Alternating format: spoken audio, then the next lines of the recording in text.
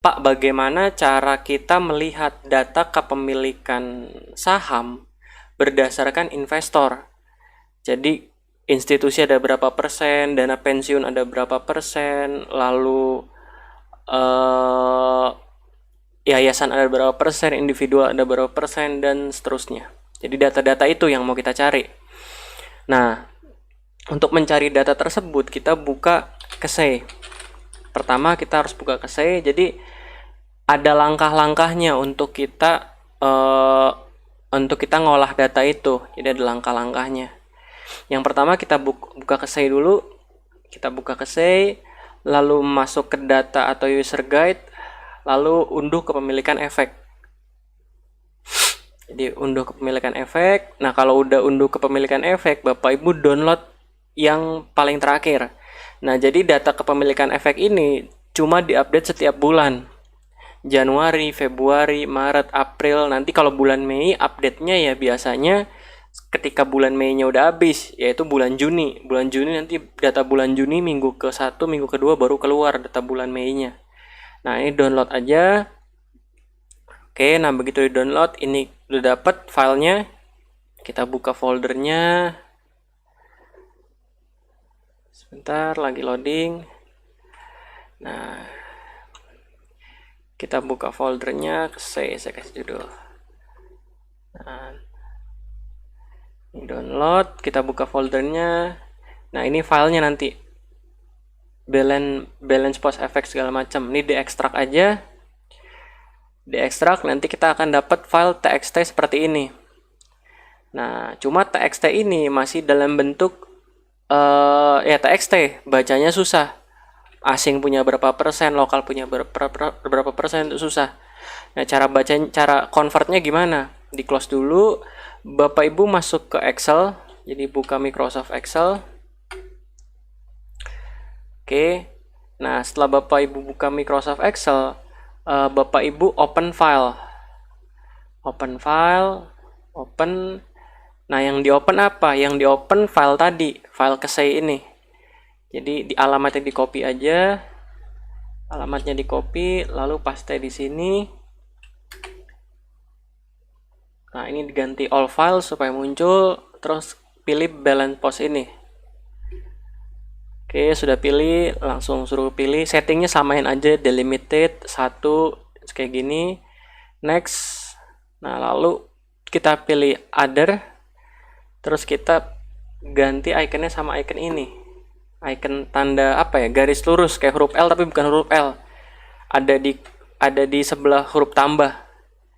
Jadi pakai icon ini buat pemisahnya. Kalau udah di next aja, ini di finish. Nah, nanti datanya dapat data seperti ini.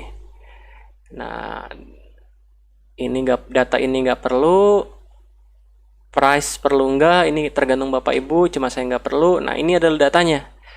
Lokal IS, lokal CP, lokal PF, lokal IB, ID, MF, SC, PD, lokal OT, total. Jadi yang ini, yang saya kasih warna kuning, ini adalah total kepemilikan investor domestik. Ini total kepemilikan investor domestik. Sementara yang ini, yang ada foreign-nya adalah total kepemilikan investor asing. Jadi lokal, foreign. Nah, sekarang kita mau cari berapa persennya. Ya, kita tinggal total aja dulu. Ini saya kasih judul total semua. Total efek. Total efek. Ya, saya kasih judul total efek. Udah total efek, tinggal berarti total efek semua kan berarti lokal ditambah asing. Ya kan? Lokal tambah asing. Nah, selanjutnya kita mau tahu asingnya berapa persen, lokalnya berapa persen. Ya tinggal ini aja. Asing, lokal. Oke, asing, lokal. Asing, lokal. Kalau udah seperti ini, ya tinggal kita cari persentasenya. Kalau asing berarti ini bagi ini. Kalau lokal berarti ini bagi ini. Tinggal kita drag ke bawah, formatnya kita ganti persentase.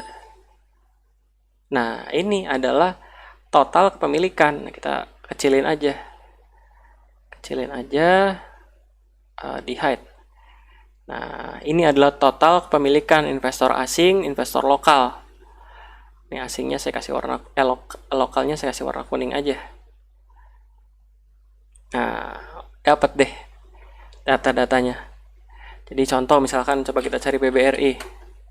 BBRI asingnya 78,7 asingnya 21,25%. Lokal, sorry. Lokalnya 21,25%. Dan akan dikeatasin. Nah, ini yang pokoknya yang kiri asing, ingat-ingat aja yang kiri asing. Ada BRI, ada BNI, ada BTN dan segala macamnya. Seperti itu. Nah, jadi cara ngitungnya seperti itu. Nah, sekarang gimana cara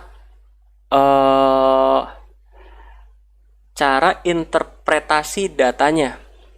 Jadi cara interpretasi datanya. Ini kan ada FD, ada OT, ada SC, ada MF, ada ID, ada IB, ada PF, dan segala macam. Oke. Nah, lokal, sebentar. Oke. Nah, lokal IS ini, jadi di data KSE atau di data OJK. Data KSE atau ada OJK itu kepemilikan efek dibagi jadi pihak-pihak ini. All aja. Nah, jadi pihak-pihak ini. Oke, kita ke sini. Nah, jadi pihak-pihak ini. Ada IS, ada CP, ada PF, ada IB, ada ED, ada MF, ada SC, ada FD, ada OT. Nah, IS itu institusi. CP itu corporate perusahaan. PF itu pension fund atau dana pensiun. IB itu saya lupa IB itu apa. IB itu saya lupa apa. ID itu individual. Jadi investor individual itu dilambangkan oleh ID. Individual. Jadi kalau ada lokal ID berarti ya investor individual yang lokal. Kalau ada foreign IS, ini kan ada foreign CP, ada foreign segala macam kan. Nah, coba saya copy aja biar enak. Saya copy. Nah, paste, transpose. Nah, kalau ada foreign IS berarti ini institusi juga, cuma bedanya foreign. Kalau corporate ya sama corporate. MF itu reksadana, mutual fund. Reksadana. SC itu sekuritas. FD itu FD itu foundation, yayasan kalau nggak salah. Jadi kalau ada saham yang dipunyai yayasan pegang saham juga bisa masuknya ke FD. Kalau IB saya lupa. Insurance kalau nggak salah IB itu. IB itu kalau nggak salah insurance, asuransi. Koreksi kalau saya salah. Pokoknya datanya seperti ini, FD yayasan, OT-nya itu other. Other yang nggak dikasih tahu other-nya itu apa sama KSE, sama bursa, sama OJK. Jadi seperti itu cara untuk mengolah data kepemilikan.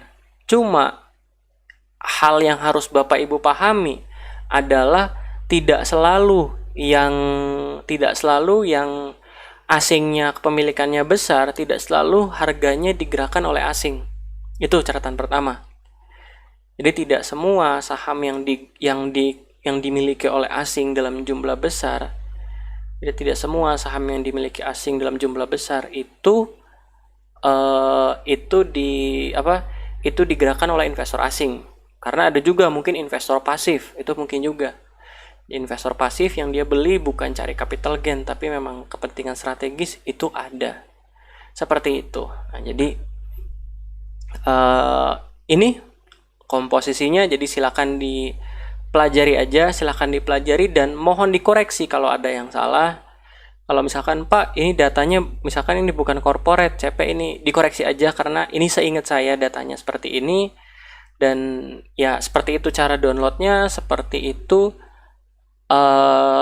cara convertnya. Jadi seperti itu cara downloadnya, seperti itu cara convertnya. Oke. Saya rasa cukup. Nanti di video selanjutnya kita akan membahas mengenai kepemilikan.